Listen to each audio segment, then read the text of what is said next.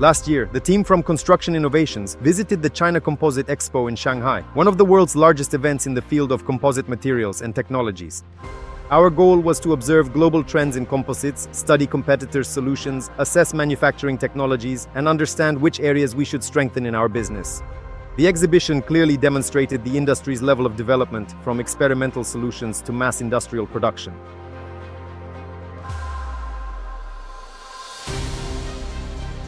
Take a look. This is exactly the kind of product that is manufactured on this machine.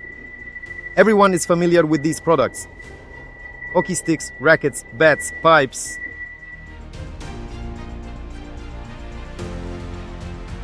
One of the key materials at the exhibition was carbon and high modulus materials, which are increasingly replacing traditional solutions. There was a lot of carbon fiber at the exhibition. Carbon fiber really is the future.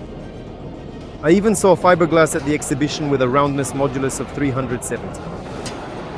That's almost twice as much as steel. It should be noted that composite materials are being used more and more widely in construction, from profiles to load-bearing elements, and the exhibits at the exhibition are a vivid confirmation of this. Here is a composite profile.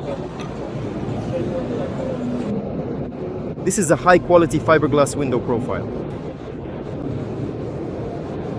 By its appearance, you wouldn't even guess that it's not metal. It looks very much like aluminum. By the way, here's a window that demonstrates biomimicry.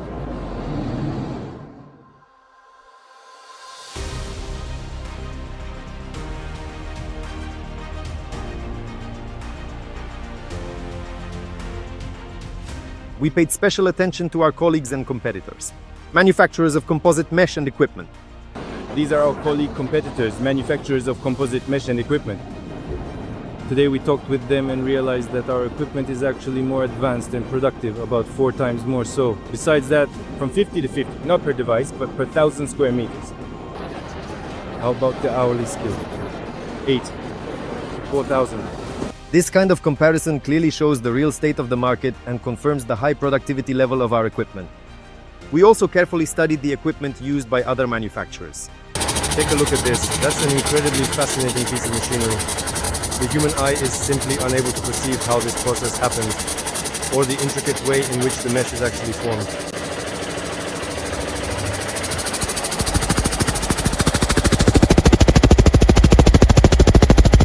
Interesting little machine. A weaving loom, the principle of weaving. And it's very similar to our machine that produces composite mesh. There's also a transverse rod. Here it's a thread, and here the entire interlacing process takes place. In terms of design and operating logic, their machines are in many ways inferior to our solutions when it comes to speed and process stability. At the exhibition, there were many manufacturers presenting composite rebar of various diameters.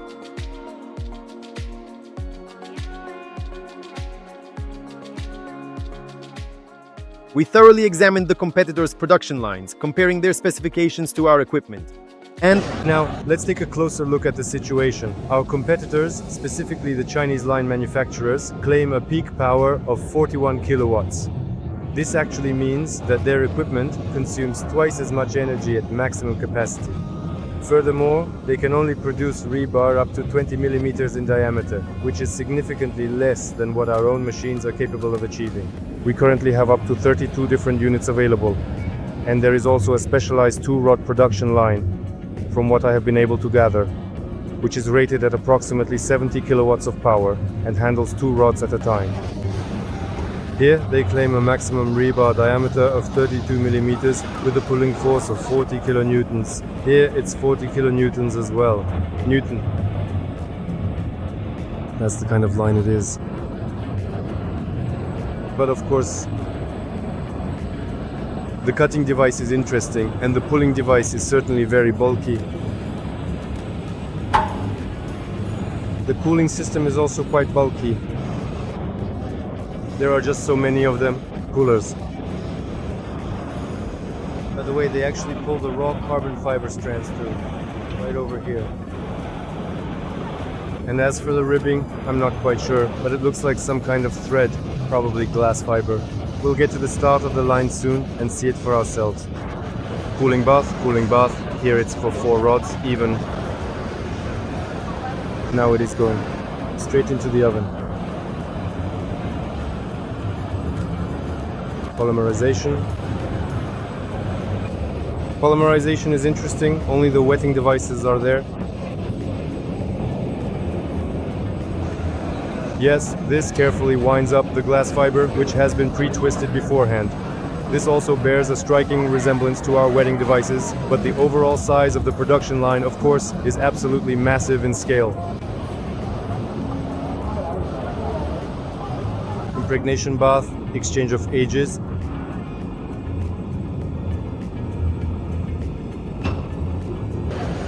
Shelves. Right after the sensors, there's a stand. It shows how much weight is on the rack, it seems. Looks like it. Or maybe it's the thread tension force. Even with increased energy consumption, such lines do not always provide an advantage in either productivity or compactness.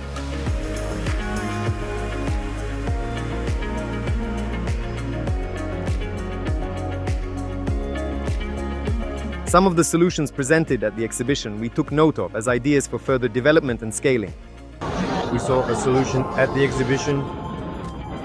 A composite fence, fully composite flanges, fasteners, and the posts themselves. The same thing can be done with our mesh. The quality of composite products directly depends on the raw materials, so we paid special attention to the largest fiberglass manufacturers and the evaluation of their materials.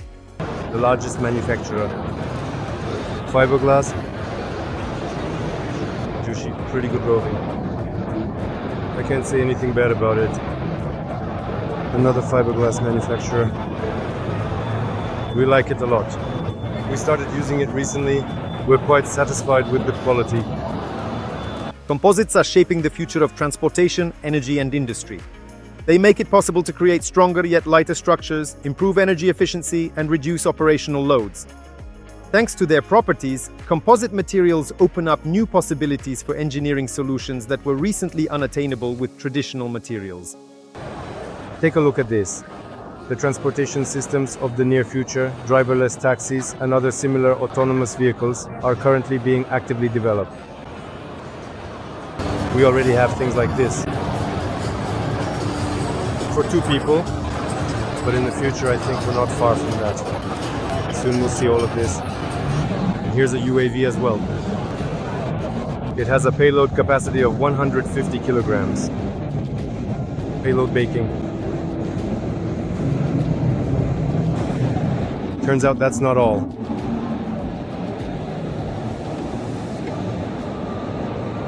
And this is just one pavilion. The trip to the China Composite Expo allowed us to objectively assess the global composites market, compare ourselves with competitors, and confirm the correctness of our chosen development strategy. The construction innovation company is engaged in the production of composite rebar and mesh. It implements turnkey production line projects in different countries, applying the best global technological solutions.